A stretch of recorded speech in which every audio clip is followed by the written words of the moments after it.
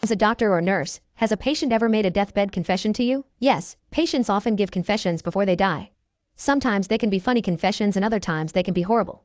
I've heard a bit of both since I became a nurse.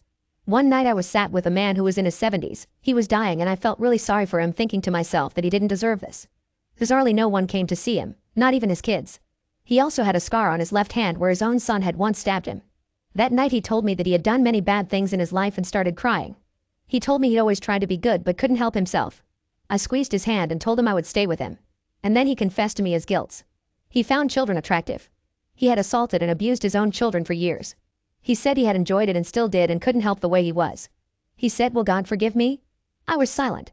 I was stunned and didn't know what to say. He literally said all this in a few minutes and it was so much to take in.